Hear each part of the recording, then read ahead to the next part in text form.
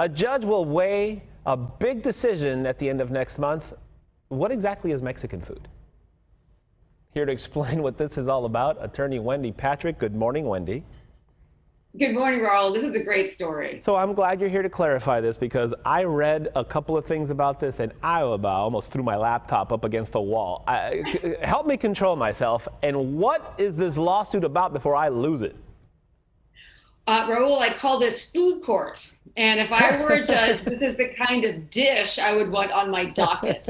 Because what this judge is going to have to decide is what qualifies as Mexican food. Now, you have to believe there's going to be some sort of a taste test involved. But at its core, this is a lease dispute. Right. You had one restaurant that was granted what we call an exclusivity right to be the only restaurant in a center that sells Mexican food, or Tex-Mex. But alas, another restaurant moved in and they have two salads that are deceivingly close to Mexican food. One of them is actually called a Mexican style salad. So the landlords basically decided, they're not the food critics. They don't know. They hired lawyers. The lawyers decided they're not food critics either.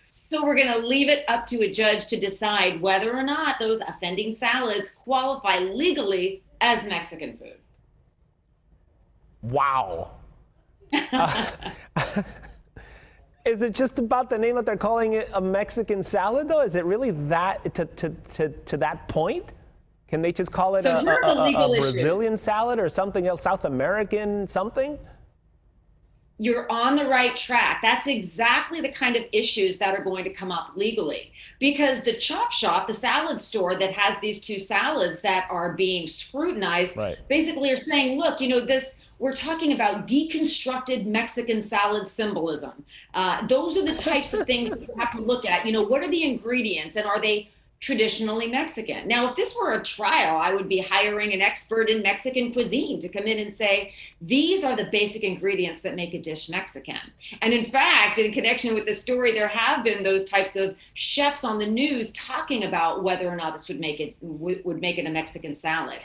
But they're saying, look, Santa Fe is a town in New Mexico. This is the defense, not Mexico country or Texas. So it's not Mexican or Tex-Mex. These are the types of reasons why we leave it up to the people that earn the big bucks, right? The judges. And that's a joke for anybody who is a judge watching. Yeah. But those are the types of people that have to make these decisions, because you can see there are equities on both sides of this legal issue. What fascinates me the most here is, it gets attention because what is Mexican food, et cetera, but it really kind of puts a spotlight on these, what you mentioned earlier, these exclusivity rights that strip malls grant certain businesses, because at what point does that stop? I don't know that world and I don't know how it works, but if I open up a coffee shop and they promise me exclusivity, does that mean that the restaurant in the same strip mall can't serve coffee? Or vice versa, if I open up an ice cream shop, that restaurant then can't serve scoops of ice cream? How does that work? And who grants that and why? Yeah, the way it works has to be specified in the lease. It's a great question, because if you think about normal food courts, you can imagine there's obviously not 3 Mexican restaurants in a row. Right. But you bring up the good example of coffee and ice cream. Certainly you wouldn't expect that some sort of the lease would say there can't be anybody else that serves coffee or ice cream. But when you're talking about traditional cuisine, that's different. But if I were a contract lawyer, I would be saying the same thing. Words matter when you draft that contract. And when you draft exclusivity agreements, you can't just say no other restaurant can serve Mexican or Tex-Mex, because what does that mean? Now, maybe the chop shop shouldn't have used the word Mexican when describing a salad. That was probably what we call a red flag.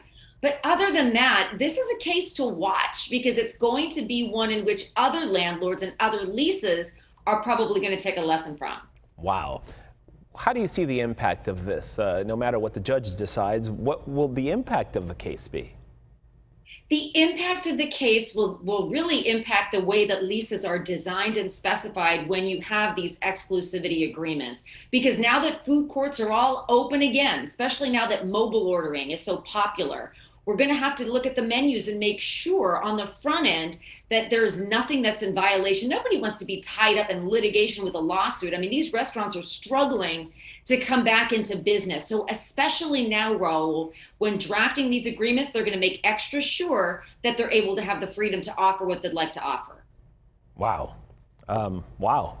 That's my prediction. Yeah, there's a small strip mall where I live, and there's a Sombreros, and literally like 3 doors there's a Santana's.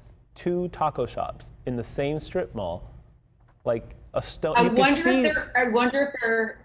Yeah, I wonder if they're. Do they have the same owner? Do they have the same menu? That's going to be a very interesting issue. That shops like that are probably now going to go back and reevaluate. I guarantee you, restaurants are relooking at their menus. Oh, yeah. Now that this case is on the docket, that's for sure. They may be making some changes. Fascinating, as always, even though it kind of drives me a little bit nuts this morning, this case. But, you know, hey, what are you going to do? Wendy, Patrick, thank you as always. This makes me hungry. Me too. A little breakfast burritos for all. Thanks, Wendy.